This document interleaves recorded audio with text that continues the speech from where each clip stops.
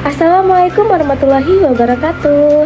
Hai teman-teman, perkenalkan nama saya Erika Ananda Saputri dan NPM 204230073.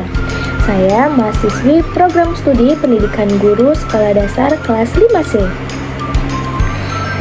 Nah, teman-teman, di sini saya akan menjelaskan materi mengenai pembelajaran IPS di sekolah dasar berdasarkan kurikulum Merdeka.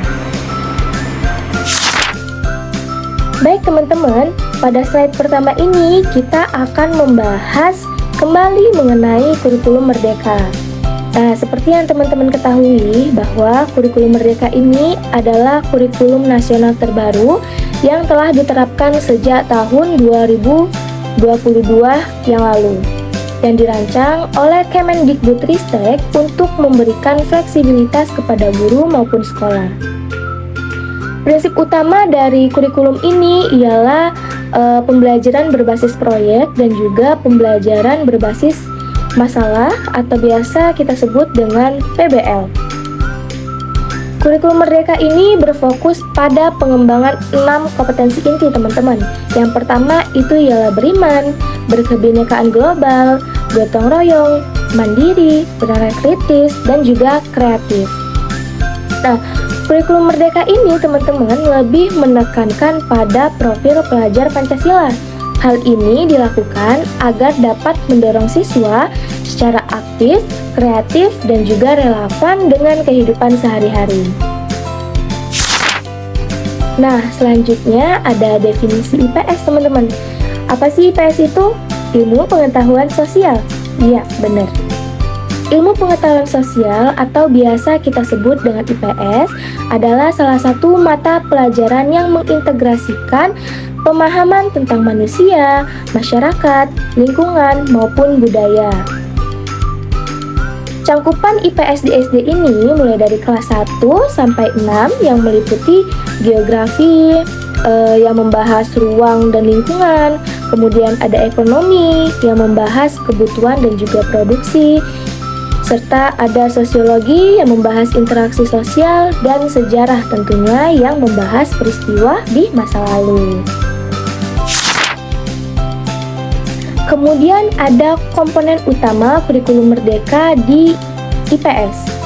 Nah, komponen ini ada 4 komponen teman-teman. Yang pertama itu ada elemen pembelajaran.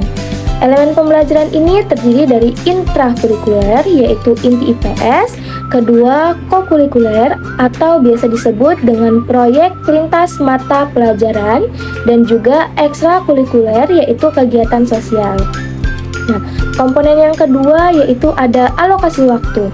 Biasanya di sekolah dasar, alokasi waktu yang dibutuhkan pada mata pelajaran IPS ini 4-6 JP per minggu, dan ini fleksibel untuk kegiatan proyek.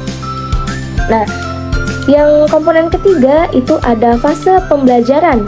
Nah, fase ini terdiri dari fase A, yaitu kelas 1 sampai kelas 2 atau kelas dasar. Fase B yaitu kelas 3 sampai 4, yaitu perluasan, dan fase C yaitu kelas 5 sampai 6 merupakan penerapan. Nah, komponen yang keempat adalah integrasi dengan mata pelajaran lain. Nah, maksudnya di sini IPS juga berintegrasi dengan pelajaran lain seperti bahasa Indonesia, yaitu cerita sejarah, dan juga olahraga. Nah, ini ada aktivitas luar ruangan.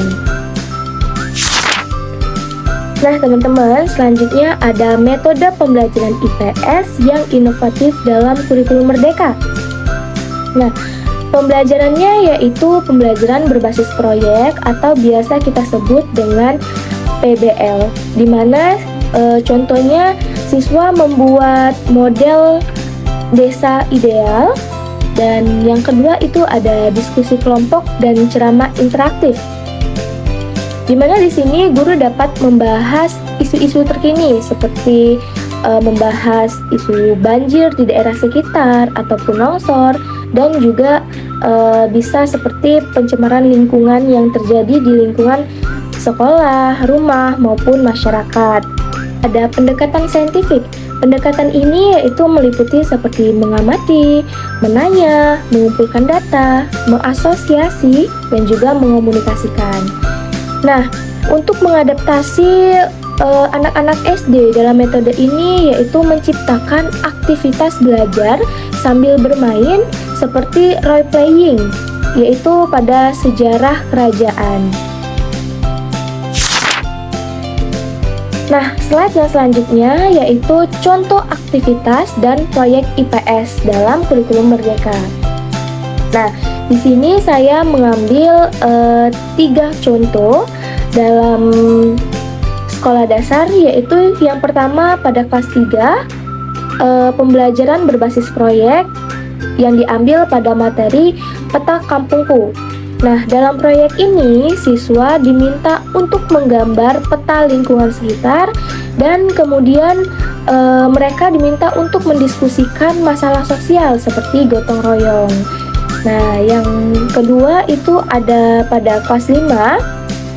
Ini pembelajaran berbasis masalah atau PBL, yaitu studi kasus. Kita mengambil materi yaitu ekonomi lokal. Nah, di sini siswa diminta untuk mewawancarai pedagang pasar, kemudian menganalisis kebutuhan pasar yang dasar seperti apa. Nah, ini dilakukan untuk meningkatkan berpikir kritis mereka. Nah, selanjutnya itu ada integrasi profil pelajar Pancasila. Nah, aktivitas ini mengambil contohnya seperti festival budaya daerah. Ini tentunya untuk bernalar kritis tentang keberagaman yang ada di sekitar mereka.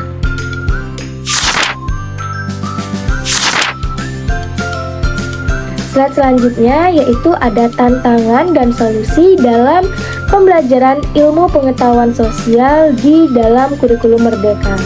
Yang pertama itu ada tantangan. Nah, tantangan yang biasanya terjadi yaitu kurangnya fasilitas digital di SD pedesaan atau di daerah terpencil. Nah, yang kedua itu ada beban guru dalam merancang proyek.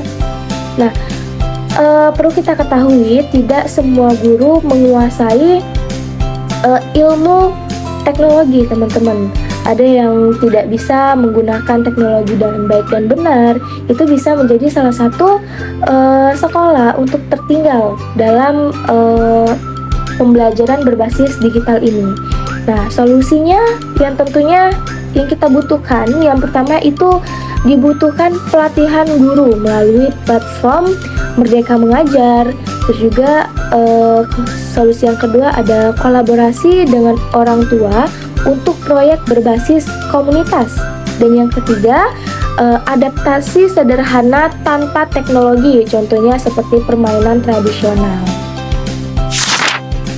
Baik teman-teman, kesimpulan pada materi kita hari ini adalah kurikulum Merdeka merevolusi pembelajaran IPS di SD menjadi lebih menyenangkan, relevan, dan juga membangun karakter peserta didik yang lebih baik. Dan kurikulum Merdeka dalam pembelajaran IPS ini memiliki manfaat jangka panjang, yaitu membuat siswa untuk siap menghadapi tantangan global dengan semangat Pancasila. Ayo, mari terapkan dengan kreatif untuk generasi emas Indonesia. Sekian materi yang dapat saya sampaikan kali ini. Jika ada kesalahan, saya mohon maaf. Saya akhiri. Wassalamualaikum warahmatullahi wabarakatuh. Sampai jumpa di materi selanjutnya.